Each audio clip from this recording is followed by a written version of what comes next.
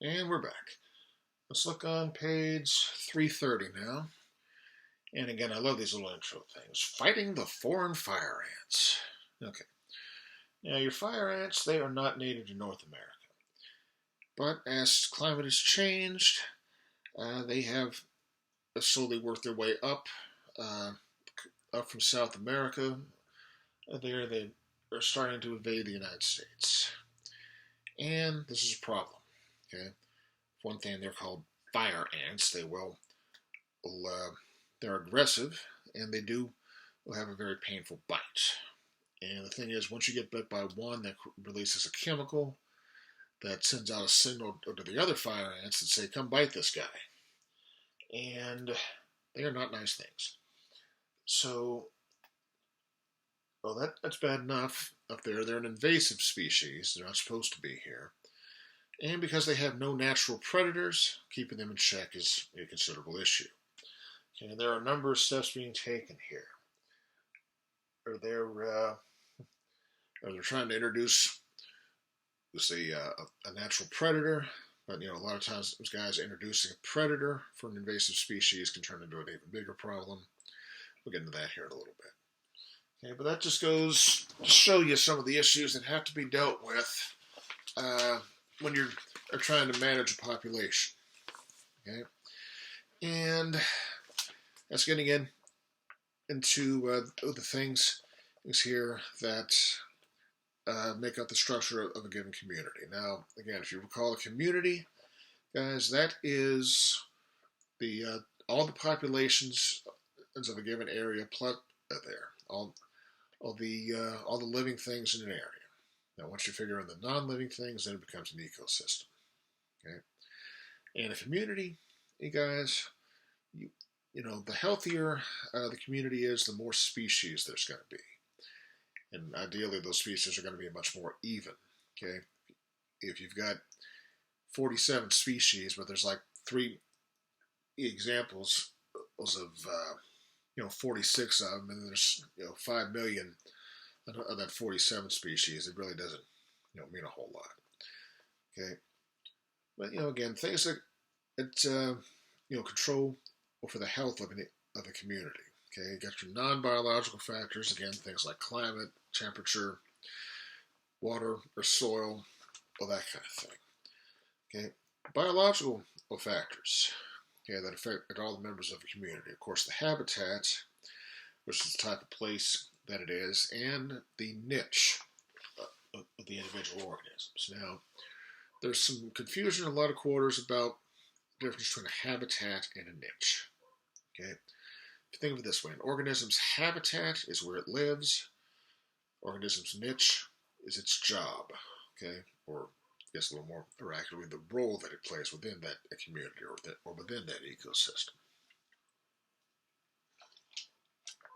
Okay, now, and the principle of competitive exclusion, and that is simply saying the 2 organisms that occupy the same niche, they're going to be in direct competition with each other. Okay, and that's not going to work out very well. Okay, 2 organisms cannot occupy the same niche for any longer than just a little short while there. They're going to be in direct competition. One of them is going to outcompete the other one, drive the other one away.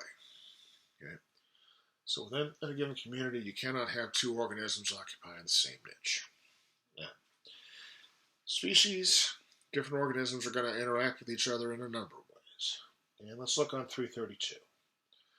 Okay, there's a little cheat sheet up there at the top corner, that little table. Okay, we'll go over the different types here.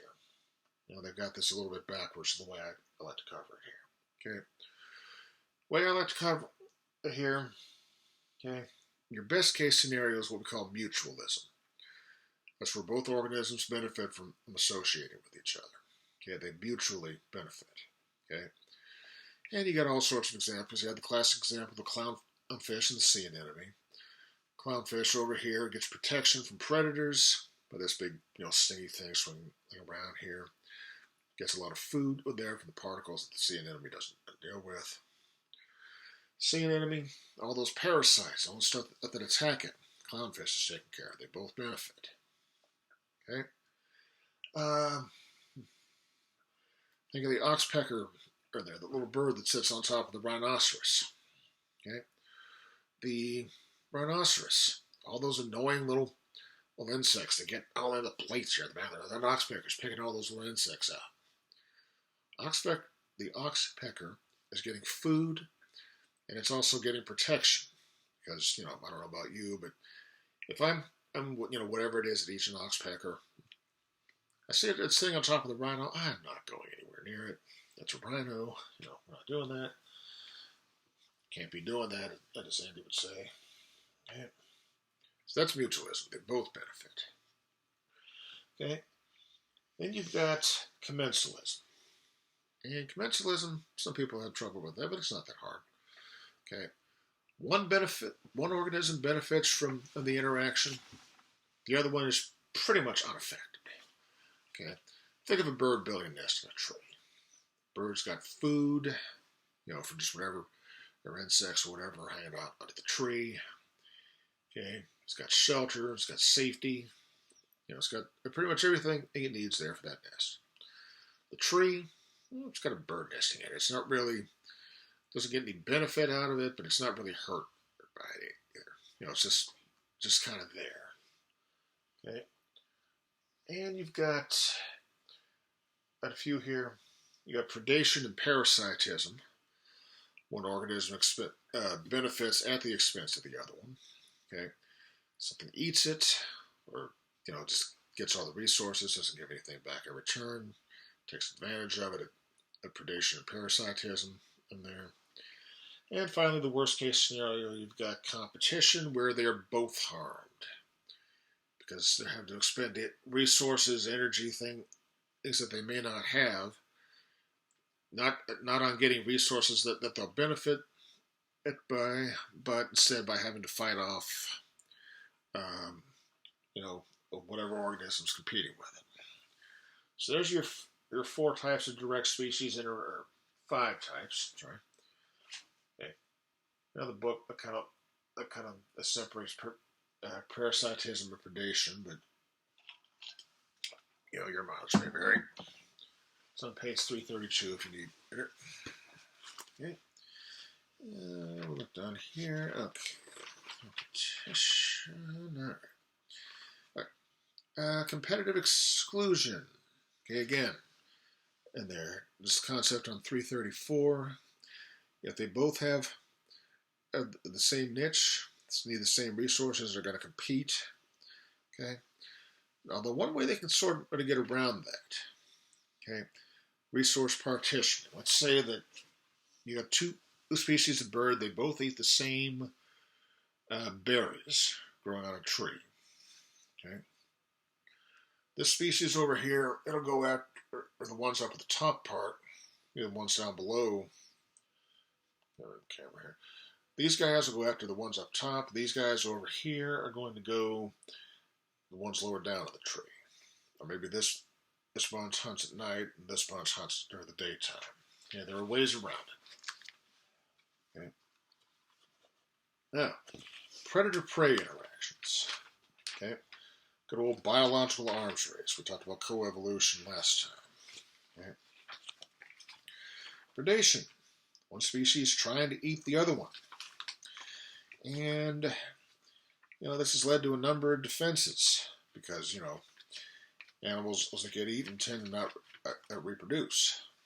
So they come and find ways to ensure that they get to reproduce. Okay.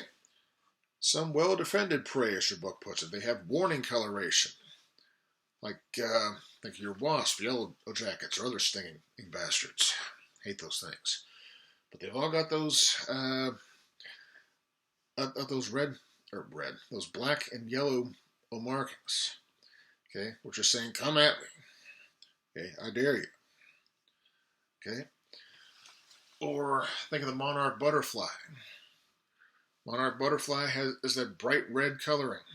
Okay, that's a warning. And they're saying, I'm poisonous. I taste terrible. I will make you sick. You will throw up if you do not want to eat me.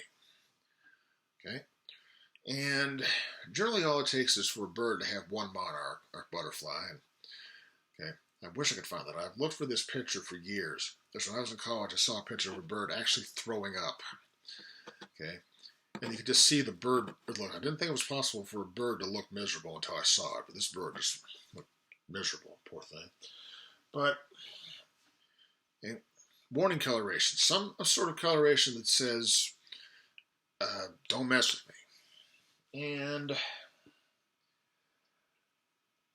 there, this that's the direct approach. There's also mimicry. Okay, like your book there, it shows the robber fly has no stinger, looks like something that stings. And I don't do stinging insects there. Or if I see that robber fly, I'm not going to look to see if it's a robber fly or a wasp, whatever. I'm running. I don't deal with those. But okay, that's sort of the idea. Robber fly is not the top of the food chain, but it looks like somebody you don't want to mess with. Okay, and the monarch butterfly, it has its own mimic called the viceroy. Quick glance, it looks just like a monarch. Okay, it is not poisonous, will not make a bird sick. Birds don't know that, though, so they're going to stay away from it. Okay, so there's mimicry, there's warning coloration. Okay, herbivory. Plants are going to have a number of defenses. A lot of them are going to involve or evolve toxins.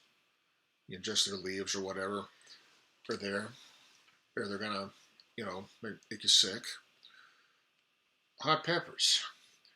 Guys, is capsaicin. It evolved there to deter mammals from eating those plants. Okay, most plants that produce capsaicin, these are things like your jalapenos, your habaneros, that sort of thing. Their seeds are spread by birds. Okay, they're spread through bird droppings. Birds are not sensitive to capsaicin. Mammals are. So, also cinnamon. Okay, get that strong, intense flavor there. Okay, most animals are smart enough to not eat that. Humans, they'll be like, "Oh, that's good. Oh, go after more, have some more of it." So they don't. We didn't quite get the message. In fact, a lot of us actively seek out hotter and hotter things than just pure capsaicin. Okay, so we'll do that.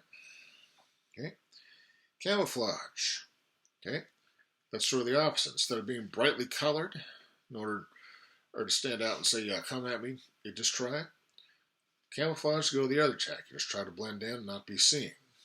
Okay.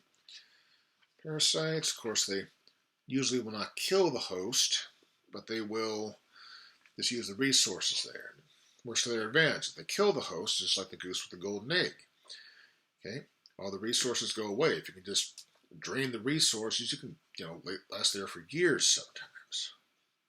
Okay, special case there, 336 brood parasites. Think of cowbirds. Think of cuckoos. They lay their eggs in other birds' nests, and that egg will hatch quickly. You'll have a much more developed young than the other bird would have been. First thing that a cowbird or that cuckoo is going to do is going to kick all the other eggs out of the nest, and then the unsuspecting parent bird is there going to raise it, provided food and everything, no cost to the parent. That's the cowbird. Okay. Parasitoids. They'll actually lay their eggs inside of other insects. I'll leave that up to your nightmares. Okay. Let's see. Okay. Process of succession. 337. Communities do change over time, just like everything else. Okay. Up until about 100,000 years ago or so, Kentucky was actually underwater.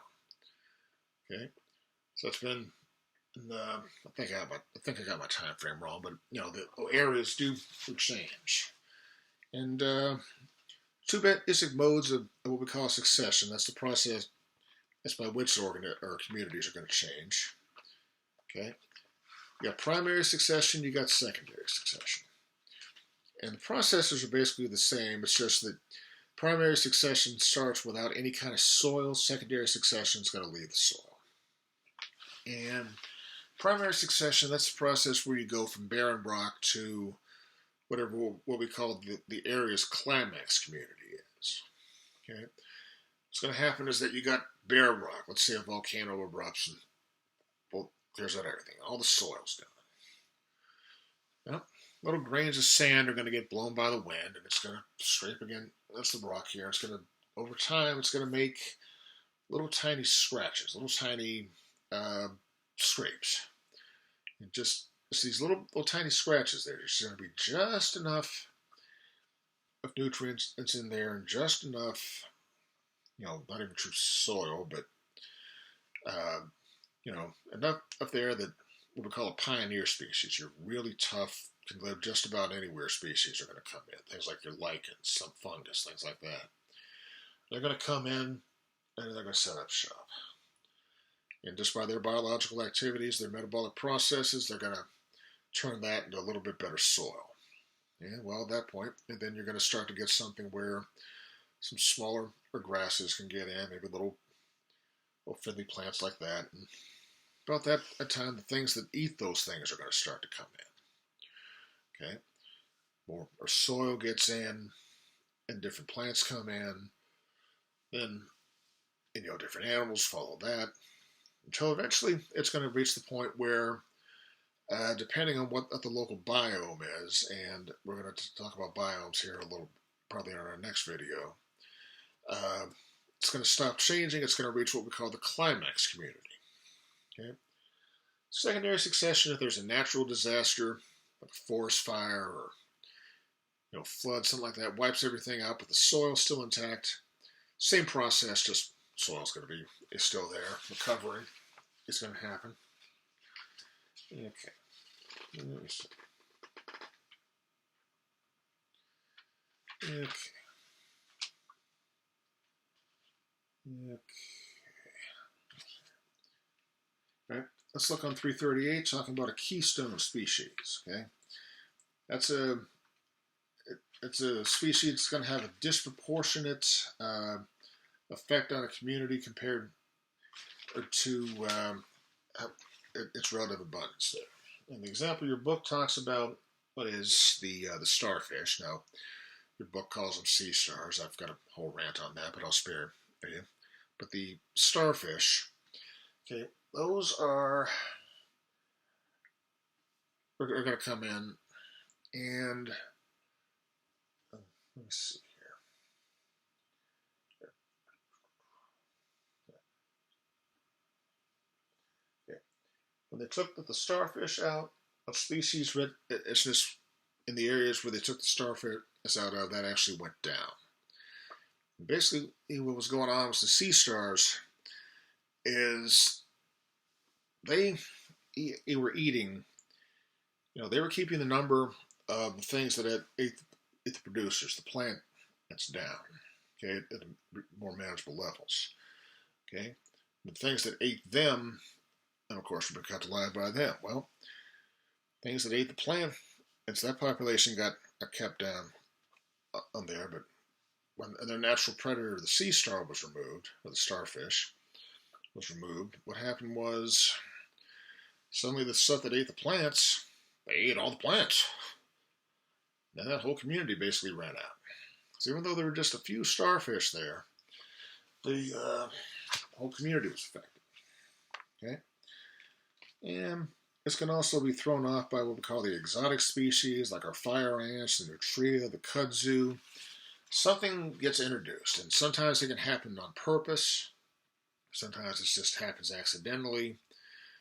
There's something, and either a result of man or just like a bad storm will blow some organism in that didn't need to be there. But they've got no natural predators, and they just take off, and they kind of take over an area, running everything out. All right. Yep. All right, yeah, we've got to talk about the food chains, nature of the ecosystem. Okay. Now, every food chain it's going to have to start off with a producer, an organism that is capable of producing its own food. Okay? And in most cases here, that's going to be due to photosynthesis. Okay? Unless we're dealing with the bottom of the ocean or we're dealing with chemosynthesis. Okay?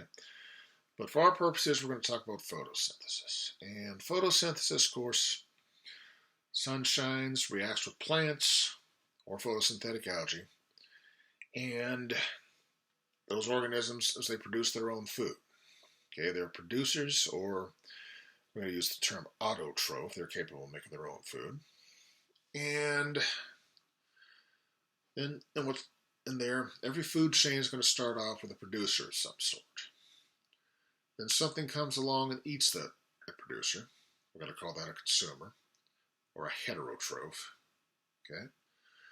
And something comes along and eats that one, something comes along and eats that one, something comes along and eats the next one, and so on. Okay? That's a simple food chain. It shows the flow of energy throughout an ecosystem. Okay? And you can combine several food chains together into a food web. Because maybe you got this producer, this guy can eat it, or this guy can eat it, and so on up the way. They're all interconnected. Now, your food chains are not going to be very long. Okay? And the reason for that is that metabolism has a pretty high energy expenditure. In fact, it's basically 90%. In other words, you lose 90% of the energy of whatever food you're eating just through the process of digestion. Okay? Let's say you've got a good sized tree. You've got a 1,000-pound tree. Okay? Insects come along. They eat the leaves on that tree. 90% of the energy on that tree, or that leaf, if I guess, is lost just in the process of metabolism. So that grasshopper, or that whatever it is only going to get about 10% of the energy stored in that leaf. So that means that 1,000-pound tree can support at the most 100 pounds worth of insects. Okay? You're losing 90% of the energy, you're losing 90% of the possible biomass. Bird comes along, eats the grasshopper. Okay? Those 100 pounds of grasshopper, that's only going to support about 10 pounds worth of birds. And you can see that's just two levels. That's just one producer, a primary consumer, and a secondary consumer. And so you can see that's not going to last very long. So by the time you get just to the third consumer, you're down under 1 pound worth of consumers and just 1% of the energy that was available. Okay? So your food chains are just not going to go that far. Okay? Then after that, you're going to start to get into your detritophores and your fungus, your things like vultures. There's an insects, bacteria, fungi, and like that. Decomposers are going to put the energy back into the soil. Okay. All right, we talked about that. Okay. And you can see a pretty good representation of the loss of energy on 341. Okay. Biogeochemical cycles. Okay. 342 through to what looks to be the end. Now the books are going to talk about. Oh, we got one more thing we got to touch base on. Your book is going to talk to you about different cycles, and probably should be asking you all about the specifics, but generally, guys, I just want you to understand what happens here is that energy flows through an ecosystem. Okay? Energy goes one way. Nutrients, they cycle. And what's going to happen, guys, is that a nutrient, whatever nutrient we're dealing with, okay, it's going to move from one part of the ecosystem to the next, okay? Water. It rains, precipitation happens, that rain evaporates, goes back up into the atmosphere, condenses, process starts again. Okay, that's your water cycle. Got your carbon cycle, your nitrogen cycle, your phosphorus cycle. They're all, and you can look up for the specifics on them, but once you understand basically what happens in all of them is that, okay, is that organisms ingest them. They either breathe them in or they eat it.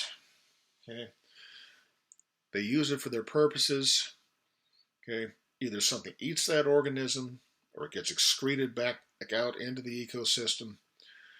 But however it is, though, it'll move from one organism to the next, or from the atmosphere into the soil, out of the soil.